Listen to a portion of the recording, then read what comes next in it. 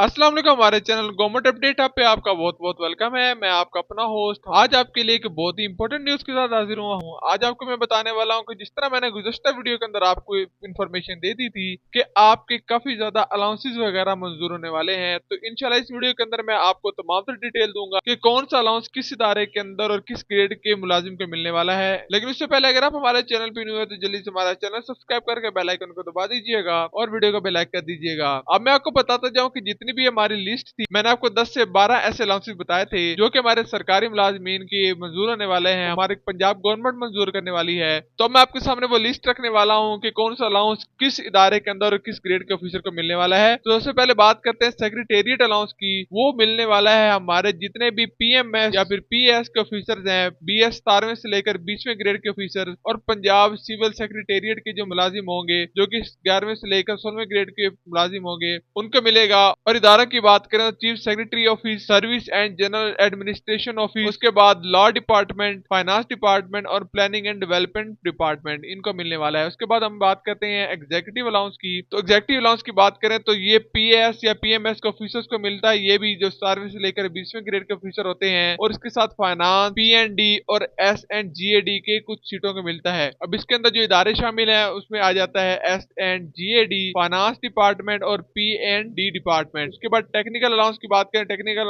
Allowance हमारे जितने भी इंजीनियर कैडर्स हैं उनको मिलता है जो कि 17वें के, 18वें के या फिर 19वें ग्रेड के ऑफिसर्स होते हैं। और इसके साथ साथ हमारे जितने भी स्पेशलाइज्ड टेक्निकल पोस्ट होती है जैसे कि आईटी स्पेशलिस्ट हो गए, उसके बाद एनर्जी डिपार्टमेंट के, इरिगेशन डिपार्टमेंट के और कम्युनिकेशन एंड वर्क डिपार्टमेंट के, उनको मिलता है। और इदारों की बात करें तो इदारे में इरिगेशन डिपार्टमेंट आ जाएगा, सीएनडब्ल्यू आ जाएगा, हाउसिंग एंड इंजीनियरिंग विंग आ जाएगा, एनर्जी डिपार्टमेंट आ जाएगा या फिर पीआईटीबी के कुछ स्पेशल पोस्ट के बारे में यहाँ पे इंफॉर्मेशन दी गई है। हेल्थ प्रोफेशनल अलाउंस की बात करें तो हेल्थ प्रोफेशनल अलाउंस हमारे डॉक्टर्स को, नर्सिस को और पैरामेडिक जो स्टाफ हो तो उसको मिलता है, जो कि हमारे हेल्थ डिपार्टमेंट में आ जाते हैं या फिर हमारे टीचिंग हॉस्पिटल्स के अंदर आ जाते हैं, डीएचक्यू टीएचक्यू के अंदर आ जाते हैं या फिर हमारे specialised health care and medical education के अंदर आ जाते हैं। उसके बाद हम बात करें रिस्क अलाउंस की, तो रिस्क अलाउंस हमारे पुलिस डिपार्टमेंट को मिलता है जो कि 5वें से लेकर 16वें ग्रेड के ऑफिसर्स होंगे। उसके बाद हमारे प्रिजन डिपार्टमेंट को मिलने वाला है जो कि वार्डर या फिर हमारे ऑफिसर्स आ जाते हैं। रेस्क्यू 112 के स्टाफ को मिलने वाला है और साथ में हमारे एंटी डेंगी फील्ड को मिलने वाला है। और इदारे इसके अंदर शामिल है हमारे पंजाब का हो गया, प्रिजन डिपार्टमेंट हो गया, रेस्क्यू 112, उसके साथ है हमारे हेल्थ